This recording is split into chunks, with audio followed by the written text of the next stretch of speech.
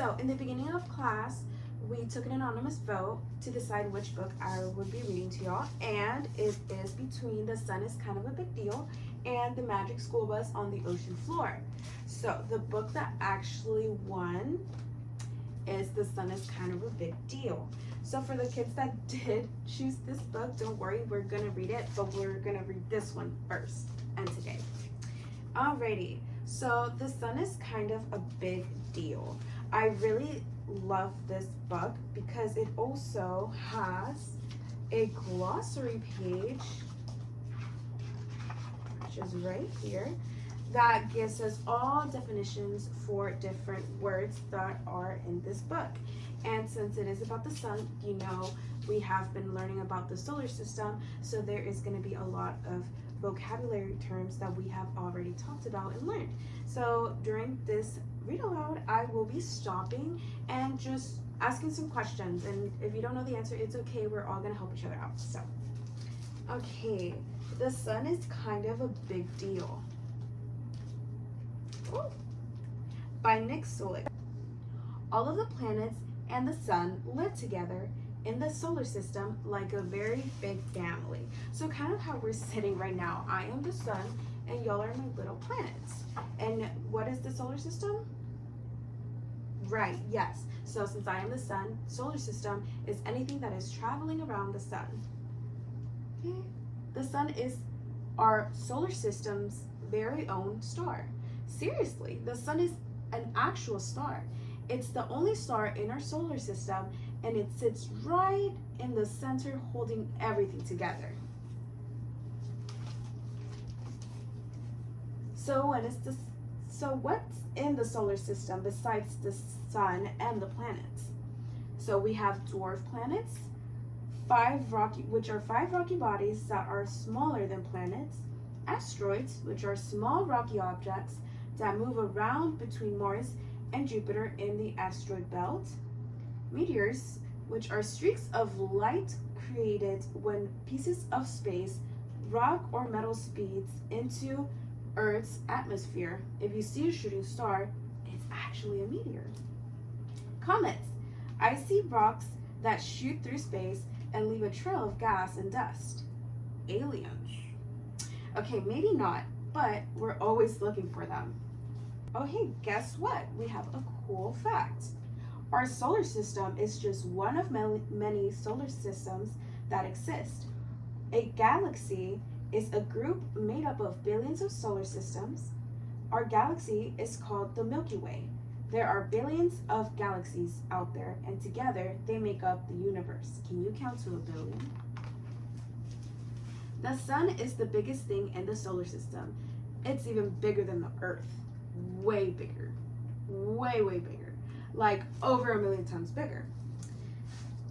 There are much bigger stars than the sun, but all of the other stars you see are really, really, really far away. Really? Really. The other stars are in totally different solar systems and have their own planets. Earth is the third planet away from the sun. Remember, Earth is that little planet where you and everyone you know lives. So we have Mercury, Venus, Earth, Mars, Jupiter, Saturn, Uranus, and Neptune. And here we have little Pluto. Pluto used to be a planet, but scientists decided it didn't quite fit the definition. Now it's called a dwarf planet. Sorry, Pluto. Look at Pluto, he's so cute. The planets move around the sun like a big racetrack in space. Each planet has its own special path that it follows. That's called its orbit. Okay, Ruby, can you give me a quick description of orbit in your own words? Right, so it's the path that an object takes around another object in space. Correct. Some planets are faster than others, but each one stays in its lane. I really feel like I have to go the furthest than you guys.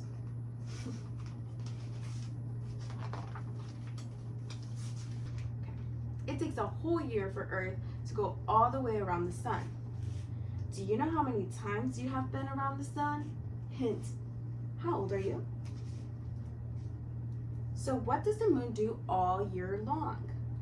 While Earth is going around the sun, the moon is spinning around Earth. The moon goes around Earth 12 or 13 times in 1 year.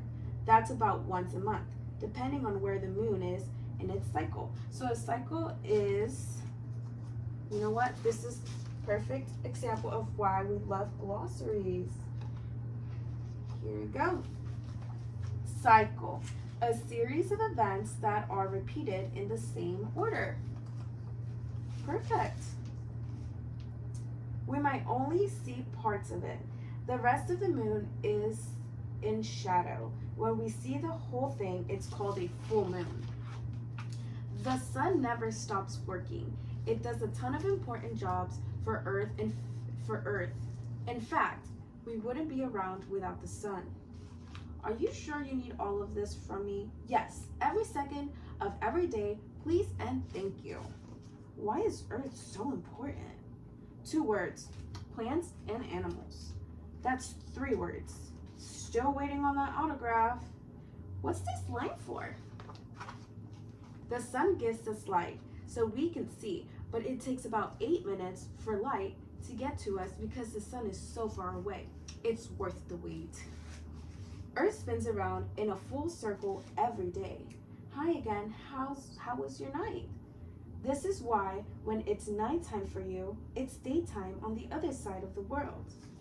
This is where we're at when we're sleeping, and this is where we're at when we're awake. So right now we're over here. Oh, hey, guess what? We have another fact. As one side of Earth spins away from the sun, it looks like the sun is setting there, and it becomes night. As that side of Earth spins back towards the sun, it looks like the sun is rising. And you guessed it, breakfast time. The sun is always there, even when you can't see it. Sometimes it looks dark outside during the day because the sun is behind the clouds, but it is still there. Hey guys, move it, clouds. I was making shadow puppets. Once in a while, it gets dark in the daytime because the moon gets in the sun's way. That's called a solar eclipse. So a solar eclipse is when the moon passes between the Earth and the sun, blocking the sunlight and casting a shadow on Earth. So I am the sun, this is the Earth, and this is the moon. Right here, when the moon is in this position, that is a solar eclipse. That's called a solar eclipse, and it only lasts for a little while. Look what I can do. Yes, we are very impressed. Now keep moving. Keeping us warm is another really important part of the sun's job. The sun is hotter than you can imagine, way hotter than fire. Its temperature reaches millions of degrees at the center. Some places on Earth are warmer than others. The parts of Earth closest to the equator are the warmest. The parts of Earth closest to the north and south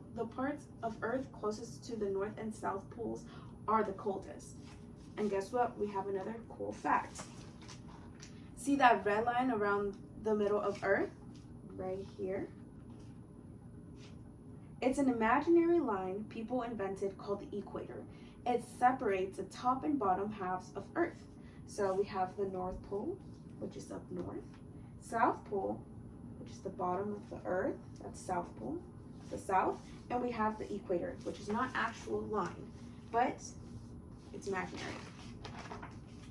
So now we know it's colder near the poles of Earth and warmer near the equator, but why? Well, the parts of Earth near the equator are getting the sun's heat from straight on. The north and south poles are getting the same amount of sunlight, but it gets spread out over a bigger area.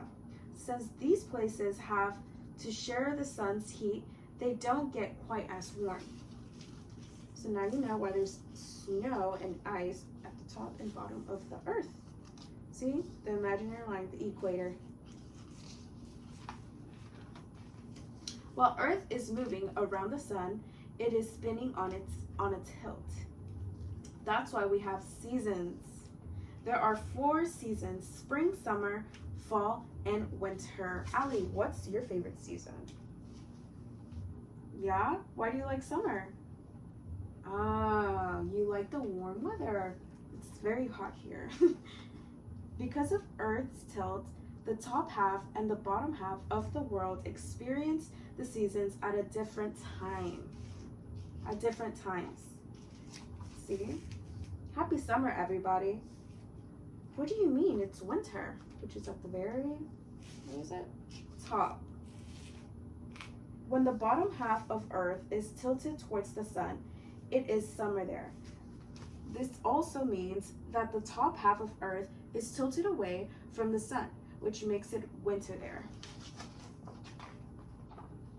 Oof. Okay. The sun's work isn't done yet. Every day, the sun also has an important job in the water cycle. Okay, before I finish, what is the water cycle?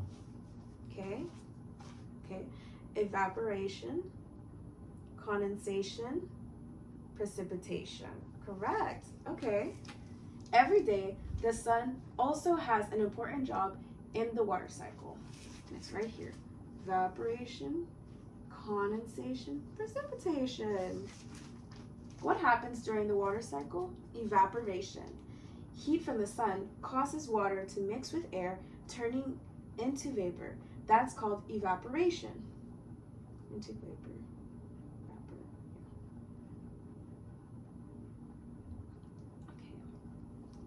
What happens during the water cycle? Heat from the sun causes water to mix with air, turning into vapor. That's called evaporation. Condensation.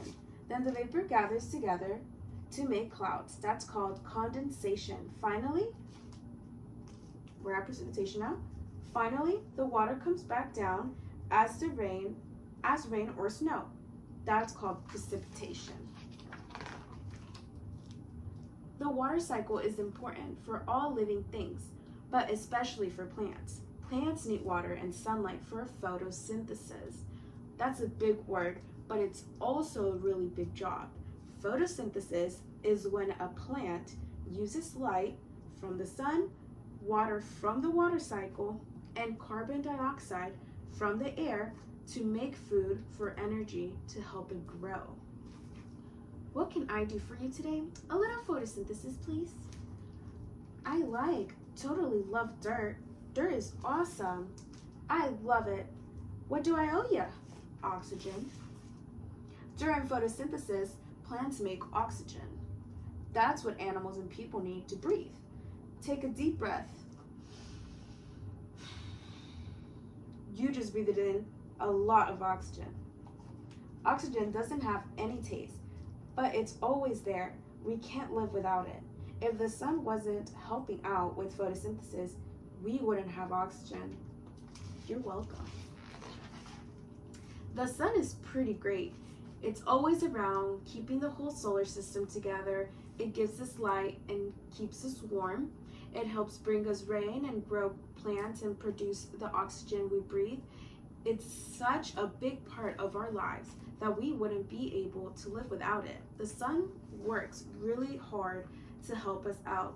That's kind of a big deal. And now we have our glossary. You see all those big terms that we've learned in class? They're all here. This is why I was so excited to read this book to y'all. But yeah, how did y'all like the book?